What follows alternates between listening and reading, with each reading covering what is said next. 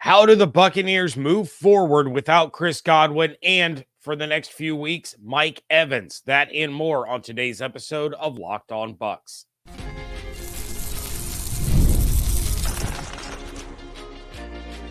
You are Locked On Buccaneers, your daily Tampa Bay Buccaneers podcast. Part of the Locked On Podcast Network, your team every day. What's up and welcome into this WTSP Wednesday episode of Locked On Bucs, your daily podcast covering the Tampa Bay Buccaneers, part of the Locked On Podcast Network, your team every day. Want to thank you for making Locked On Bucs your first listen review every day. Don't forget you can subscribe or follow for free on YouTube or wherever you get your podcasts. And of course, you can follow along on Twitter. I am James Yarcho at JYarcho_Bucs. He is Evan Klosky at eKlosky WTSP. The show is at Locked On Bucs, and here with you every Monday through Friday, along with the everydayers. And for that, I want to share our appreciation for your continued support of the show. One of the ways you can support the show is become a Locked On Bucs insider. You're going to get news, rumors, updates, general thoughts, one-on-one conversations with me via text message, no ads or anything like that. Go to joinsubtext.com/LockedOnBucs or click the link in the show notes to become an insider today. This episode is brought to you by FanDuel. Place your first $5 bet, and you're going to get started with $200 in bonus bets guaranteed. Visit FanDuel.com to get started. How do the Buccaneers avoid a repeat performance of their first game against the Atlanta Falcons? And Klosky's crystal ball is back. But first, we have to start with the reason that every Buccaneers fan has been walking around depressed for the last, 36 hours at this point. And that is Chris Godwin undergoes surgery for his dislocated ankle. Mike Evans gets an MRI on his hamstring. It looks like his timetable is going to be after the bye week. So you're looking at the Falcons game, the Chiefs game, the Niners game without Mike Evans. Look, this was the number 2 offense in the NFL going into week 7. This was an offense that had put up an average of 38 points over the last 3 games. And now they've lost the engine that drives it. A lot of people are talking about the Bucs need to make a move for a wide receiver. I am not opposed to that line of thought, but they currently have $10.5 million in cap space. You got players like Mike Williams with the Jets. They just got Devontae Adams. Mike Williams could be available. Reportedly, Cooper Kupp could be available. Chris Godwin's playing the Cooper Kupp role in Tampa. Why not bring in Cooper Kupp? Well, I'll tell you why. Mike Williams costs virtually nothing. Cooper Kupp has a cap hit of nearly $30 million. You trade for him, Godwin is definitely not returning. But the Rams might be willing to eat some of that salary. Again, reportedly, DeAndre Hopkins, he can't be happy in Tennessee. He's got a cap hit of about $18 million. So you're looking for a little salary assistance there from the Titans. But Evan, should the Buccaneers make a move for a wide receiver before the trade deadline? And if so, which players would you be looking for them to try to get to be the new slot guy in Cohen's offense? I don't know. I don't know if there's a replacement out there for Chris Godwin. You bring up Cooper Kupp, and it sounds great in theory. You would have to give up a second-round pick because they are going to eat some of that money. At this current point, it's 1.5 years of Cooper Kupp for $29 million. Now, you might say, well, there's an opt-out, right? They can opt out of that deal and only be on the hook for $5 million, whatever it is. Here's the thing. You either bring in Cooper Kupp and he does exactly what you want him to do, and then there's no way you're going to part with him for next year, considering you have all this, you just watched him ball out for 9 weeks or so in a row, and he's going to be $20 million next year, whatever it is. That's a great deal. Like, you're going to keep him for that. And so, then you can say, all right, well, you can still sign Godwin, which is 100% plausible, but then you're not fixing the issues that are on defense in my eyes. You can bring in a decent inside linebacker probably. You can, use a high pick on a cornerback or edge person and then find a cheap guy at either position. in the end, it's a cyclical problem there on the defensive side of the ball. So personally, in my opinion, I don't think that's a viable option, especially for a team that has, that's currently playing the most homegrown guys in the NFL, a team that's one of the youngest squads. They have done really well in the drafts recently. So I have a tough time believing Jason Light and company is going to part with a second-round pick for Cooper Kupp when even if you have this offense humming, the defense is a big problem. The defense is the bigger problem. Obviously, the offense is going to be a problem now, considering the offense can't now, go shootout to shootout with teams. But I would be on the search, and have stated this before the injuries even happen, I would still be on the search for a long-term option at inside linebacker, because I think it's completely kicking Todd Bowles square in the face of what to do with his team, because schematically this is a mess. And until you fix the defense, I don't see why you're going to keep compounding your issues and ruining assets in the future. Even before we started playing games, I said this team smelled like a playoff team in 2024, but was probably built for a Super Bowl run in 2025. Still believe that. I think you got and having those assets in 2025 matters. So in general, I think it's a question that you need to punt until next week anyway. If you beat the Falcons, you can lose the next two games, enter the bye week. Hopefully Mike comes back. Hopefully Jamel comes back. Hopefully you get, everybody coming back that you can outside of a small handful of people, and you can fight to the end of the season for that divisional title. But if you lose to the Falcons, the odds of you winning the NFC South are just really, really slim. You are going to be down a game to the Falcons, but you might as well be down 2 games to the Falcons because you don't have the tiebreaker. So you're going to need significant help. You're also going to have to go on a significant run. So you got to hunt for a wild card spot. And I don't know if this team's going to have the personnel to make that happen. It's not anything against the players. They're too hurt. They're too dang hurt, and they've been hurt since week 1. And we still have not seen the best version of this team. And sadly, I don't think we ever will. Now that Godwin's out for the year, I don't think we are ever going to see what this 2024 team would have looked like with everybody out there. We didn't even get it week 1. We did not even get it week 1 because Cansey was out. We didn't even have Logan Hall in there. So it's sad because we'll never know. We'll never know if 2021 could have been a repeat if Antonio Brown doesn't take off his shirt and walk right out MetLife Stadium. Yeah. I talked about it on yesterday's show that that was the Buccaneers' biggest loss of the season, and it had nothing to do with the game. It was their biggest loss since 2021 when, Chris Godwin goes down with the ACL, and it's just Mike Evans went out in that game with a hamstring too. Yep. I think Leonard Fournette also got hurt in that game. Time is a flat circle. Yeah, it is. Life has no meaning. So again, like a guy like Mike Williams, I think is a feasible replacement.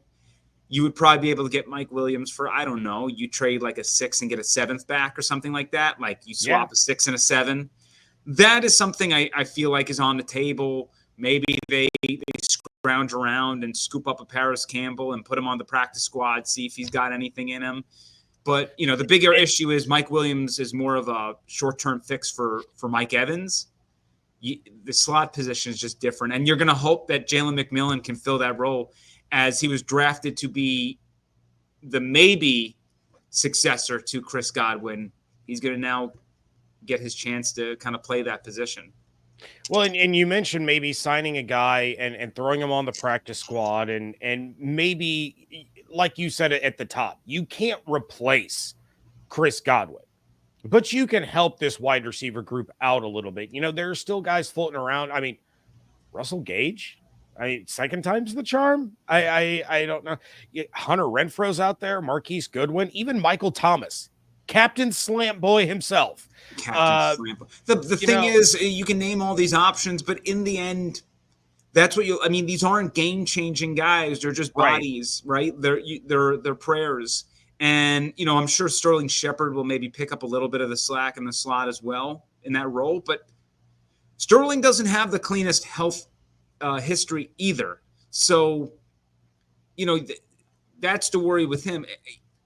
On a short-term basis, I think this team might be able to survive the injuries. It's just on a long-term situation. Let's say they get into the playoffs. I just don't know if they can punch up to the big boys and be a Super Bowl caliber team without Chris Godwin in the mix. He is the engine for that offense. And Mike Evans is a big part of it too. But if you have Mike Evans without Chris Godwin, you just double Mike and you worry about everybody else. And at least in this formula, without Mike out there as well, everyone's going to be treated equally. The running backs are probably going to have the tougher time, to be honest. Well, the defense is back to being beat up. So how do they prevent a repeat performance against the Falcons? That is coming up next on today's episode of Locked On Bucs, part of the Locked On Podcast Network, your team every day. You all know how much I love going to live events, concerts, sporting events. I'm constantly talking on this show about a concert or a game I'm getting ready to go see. And the first place that I'm checking out when I look for tickets is Game Time. In fact, I just used Game Time to get my dad an early birthday surprise as we're going to head off to Champaign, Illinois to see the Fighting Illini take on the University of Minnesota. Game Time has a new feature called Game Time Picks that makes getting tickets for your favorite live events even easier. Game Time Picks filters out the fluff to show you only incredible deals on great seats so you don't have to waste your time searching through thousands of tickets. And when I go on Game Time, I click that little toggle switch to include all-in pricing. So when I get to check out, there are no surprises. Take the guesswork out of buying tickets with Game Time. Download the Game Time app, create an account, and use code LOCKEDONNFL for $20 off your first purchase. Terms apply. Again, create an account. Redeem code LOCKEDONNFL for $20 off. Download Game Time today. What time is it? Game time. PrizePicks is America's #1 daily fantasy sports app with over 5 million active members. It is the easiest and most exciting way to play daily fantasy sports because unlike other apps on PrizePicks, it's just you against the numbers. You can now win up to 100 times your money on PrizePicks with as little as 4 correct picks. It's the only real money daily fantasy platform with an injury insurance policy so that your lineups stay in play even if one of your players leaves in the first half and doesn't return. PrizePicks puts their members first, so all withdrawals are fast, safe, and secure. When my picks hit, I can get my money in as quickly as 15 minutes. Download the PrizePicks app today and use code LOCKEDONNFL to get $50 instantly when you play $5. That's code LOCKEDONNFL, all lowercase, all one word, on PrizePicks to get $50 instantly when you play $5. You don't even need to win to receive the $50 bonus. It's guaranteed when you play $5. PrizePicks, run your game. Thank you again for making Locked On Bucs your first listen review every single day. Every dayers, make sure you are coming back tomorrow. I will be joined by Aaron Freeman of Locked On Falcons for a crossover Thursday while he talks about Kirktober still being a thing. That's going to be a lot of fun. No, I always enjoy recording with Aaron. He's a good dude. He knows the stuff. Make sure you come back for a crossover Thursday. My week is completely out of whack, Evan. We just, I did my live post-game reaction last night, and, now we're already on WTSP Wednesday. I have not had my full allotment of time here, but let's talk about that Buccaneers-Falcons game. The Bucs have Jamel Dean on injured reserve. Tyke Smith suffered a concussion in Monday's loss thanks to some friendly fire. It's extremely unlikely he's going to clear protocol before Sunday's game against Atlanta. Kirk Cousins went for over 500 yards in their last meeting. So how do the Buccaneers prevent that kind of defensive performance where they just completely fell apart and let Kirk Cousins just slice and dice them, with the secondary barely hanging on at this stage, and they just allowed Lamar Jackson to shred them for 5 touchdowns? I don't have a good answer for you. I don't know if Bowles that's has why a good you're answer here, Evan. This it's just, yeah, like to look. So when you played Kirk, you sat back in zone and he shredded you. Also, Kirk is tremendous against the blitz right now. So if you send the heat, he's probably going to skewer you there as well. You have to be as creative disguising coverages, and you're going to have to play for the big play. Why did the Falcons lose against the Seahawks? It's because they turned the ball over a bunch. They had more yards than Seattle. I think you look under the hood, the Falcons were actually the better team against Seattle, but they turned the ball over a bunch, and that's going to ruin you. So I think for this defense, you have to think big, and that means you're probably going to have to send a bunch of pressure. You might have to take a little more risk. But knowing Todd, he's going to bleed the yards. He's going to come up with a red zone game plan, and he's going to pray to hold you to field goals and not touchdowns, and hope that he can get a sack here, a turnover there, and that will be enough to win the game. Todd Bowles is stubbornly consistent. And at this point, it seems like the only thing he feels comfortable doing is sitting in zone, leaving the middle of the field open, getting tiki-torched by a tight end, and hoping for the best. The sad part is anytime that he ever shifts into some sort of man-to-man look, something bad happens. Zion McCollum has some of his worst reps in man-to-man this year. You think back to I don't remember if the game-winning touchdown in Atlanta was a man-to-man tutty. I have to go back. It's been too long. A bunch of tapes in my head. I don't think it was, if I remember correctly. I know they jumped it and missed a tackle, but yeah. The Rashad Bateman one was terrible. You think back to the Denver game when we thought they were going to be a bit more aggressive, comes out first series man-to-man, and Zion just lets that ball go over his head to Cortland Sutton. So, and you also have Tyreek Vonderburg on the other side. So that doesn't help you either. It's just you have issues at all 3 levels of the defense. So I think you just go big or go home. We are going to dial it up. We are going to hope that Kirk makes 3 stupid plays, and hopefully those 3 stupid plays are enough for us to flip the field and do what's ever possible. So I wish that I can give you some schematic thing. I wish that I can tell the fans that, like, you know, they need to do something drastically different. It just they don't have it. The scheme is crap. It's absolute crap. I think Bowles knows it's crap. I just don't think that Bowles has any other options. And it's the same stuff we watched last year. The only difference is this year's team can't stop the run well. They are one of the worst teams yards per carry against. And that is something we've never seen in a Todd Bowles defense. And they are really, really aching at that inside linebacker position next to Levante. Just calling it like it is. KJ Britt has been arguably the biggest disappointment for the Buccaneers this season.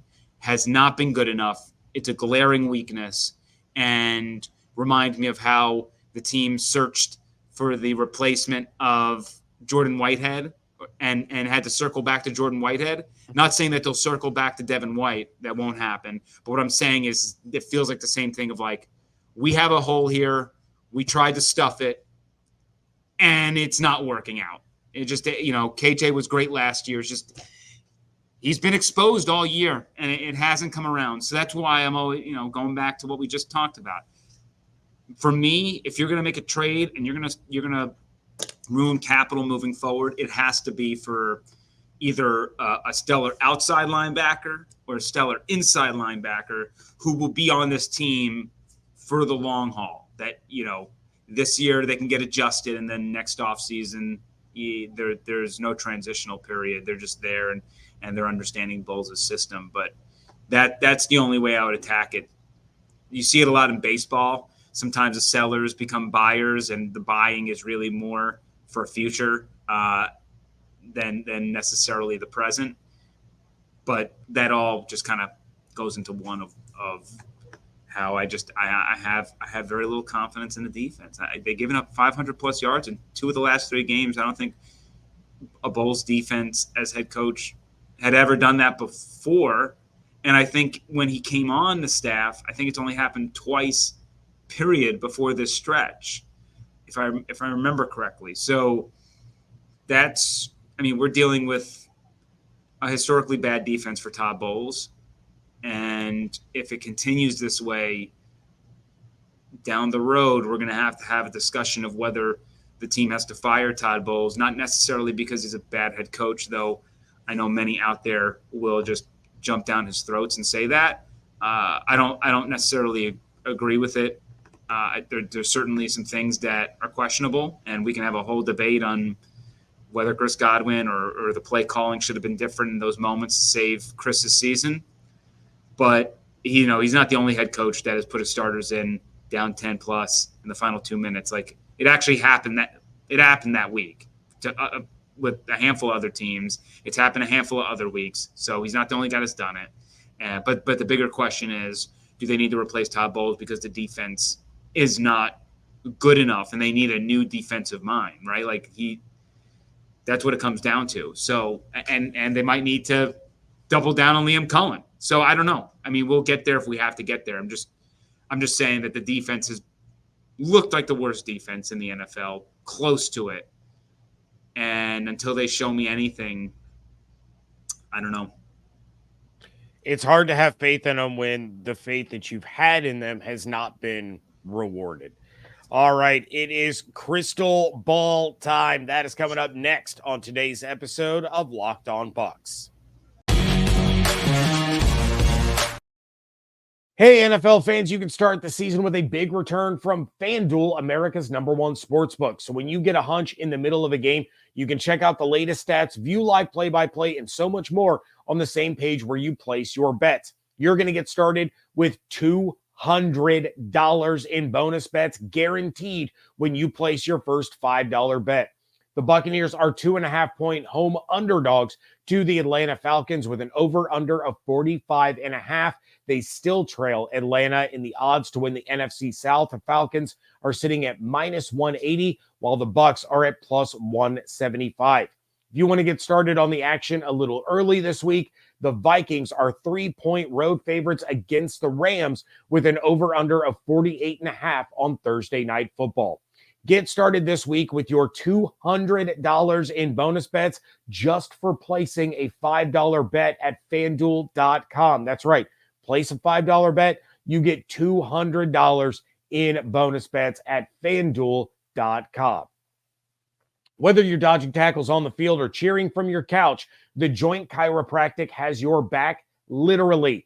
As an official chiropractor of the Tampa Bay Buccaneers, they're here to make sure you're always in the game, no matter your role. If you're feeling the pain after a long week or just looking to stay active, they offer personalized care to help you bounce back stronger. 90% of elite athletes, including NFL pros, rely on chiropractic care to stay at the top of their game and perform their best. At The Joint, you don't need an appointment. Just walk in and get the care you need same day. No scheduling hassles. Just walk in whenever it's convenient for you. But here's the real kicker. As a Bucs fan, you're going to get your first visit for just $19. Head over to Buccaneers.com. Check out the contests and promotion section under the fans tab and download the offer. A great deal for great fans. Head to thejoint.com to find your nearest Tampa area location. Wrapping things up here on the WTSP Wednesday episode of Locked On Bucs. It is time to break out the crystal ball. Probably got a little dusty. We didn't use it last week just because the game was so far out. Yeah, I forget what I texted you. Well, I know my player of the game was Mike Evans, 2 tutties. And he should have had 2. He should have had 2 if he didn't rip his hamstring apart on that second touchdown. But, I mean, still, it hit him in the hands hamstring. Godwin held on to the ball when his foot got flipped completely upside down. So just saying, Mike, hold on to the ball, and would have helped my parlay.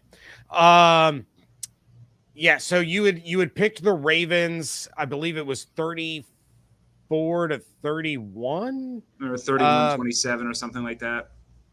Yeah. So yeah, 31-27. Your bold prediction was that the Raven tight ends combined for 150 yards. Oh yeah. That did not happen, but Mark Andrews is all the way back. What was the final total there? I forgot that was it. So Andrews had 41, 17, 14. Yeah, not even close. 31, 72 yards. It looks like. So, but the two tutties. So yeah, you went Bon Jovi on your bold. You're halfway there. All right. Well, the Bucs take on the Falcons this week. It's a must-win for the Buccaneers, and they are beaten. They're battered. They're bruised. They're broken.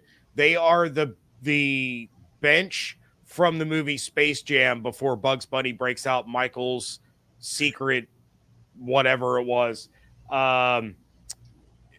You take a look at this matchup. You said it, I've said it. You lose to the Falcons. The race for the NFC South is pretty much over. The Falcons will go to 6-0 in the division. Then you're asking for a lot of help just to finish with an overall better record. And who knows what this team is going to look like without Chris Godwin, without Mike Evans for at least the next 3 games. But you take a look at this matchup, and plenty of guys have the opportunity now to step up. So who is your predictive player of the game in this one? My predictive player of the game is going to be Bucky Irving. I really kind of just want to make it like a share of the title, just the running backs in general. I think that they're going to have to step up. But I'll go with Bucky since he has the ability to do a splash play. I think that the Buccaneers are going to have to lean on their running backs more than ever. So why not go to that well? I'll say 100 total yards and a tutty for Bucky Irving. All right. I mean, yeah, they ran the ball really well against the league's best rushing defense on Monday night, but now you don't have the threat of Mike and Chris to kind of open things up for the run game.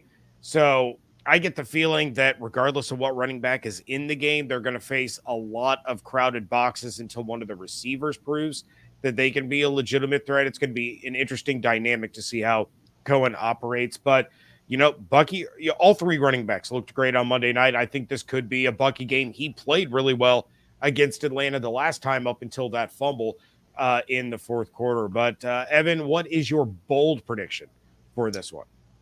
Bold prediction is going to be that the Buccaneers running backs total 175 yards of offense. Okay. Yeah, I don't hate that. Rashad was the second leading receiver against the Ravens and the leading rusher.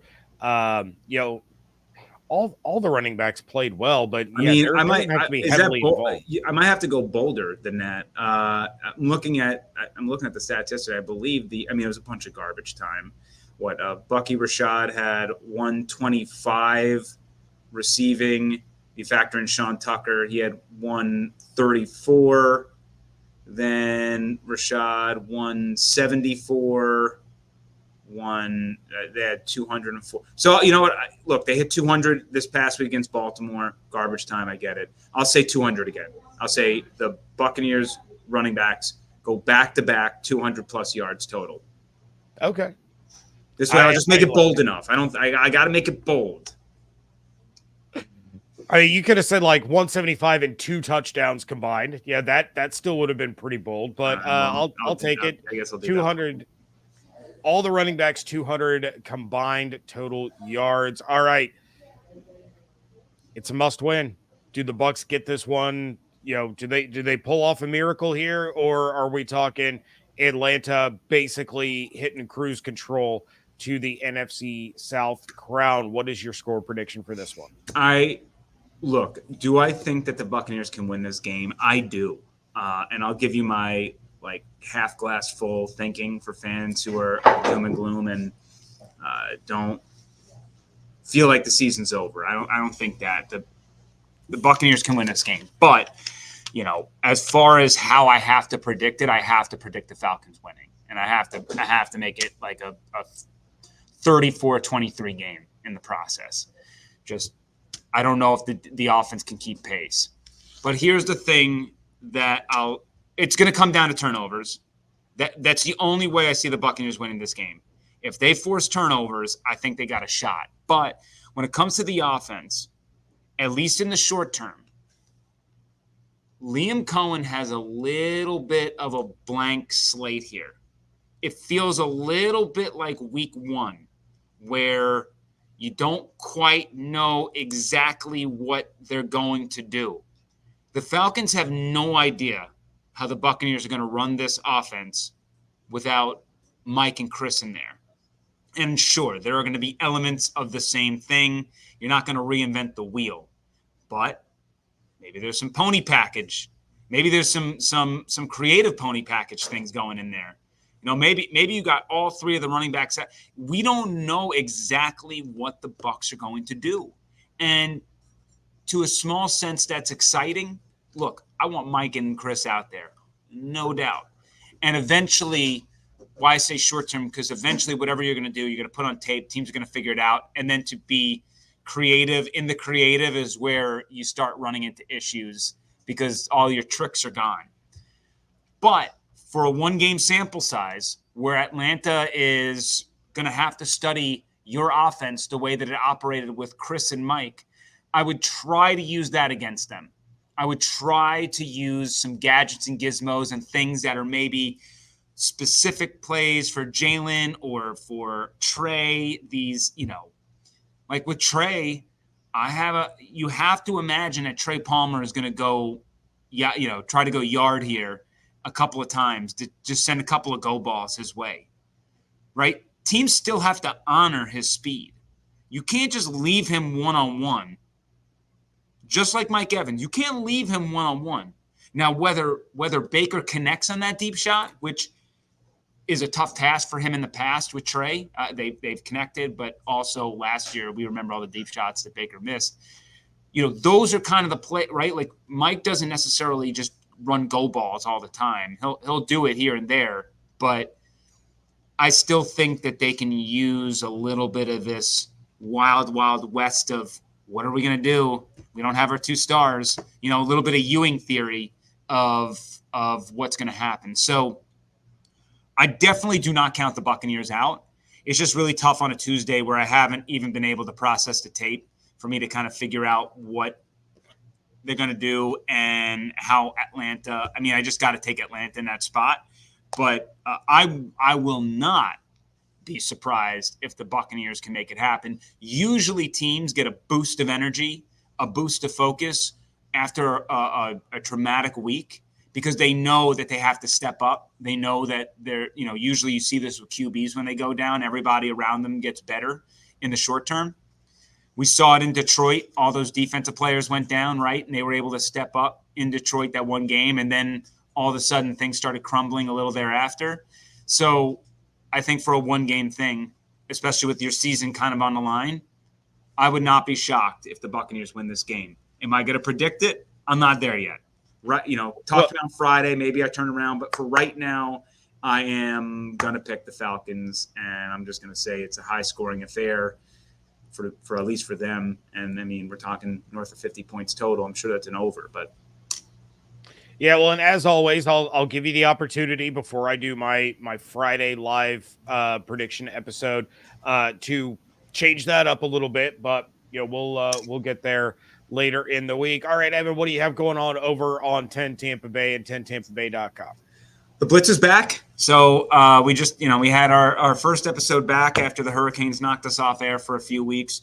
So that will be on 10 Tampa Bay Plus. That'll be on our YouTube page, 10 Tampa Bay, and also 8:30s on 10 Tampa Bay itself in the market if you can watch WTSP. So that's what's cooking. Also, Monday, Steven Stamkos makes his return to Amalie Arena, so we will be definitely out there after that Falcons game ends.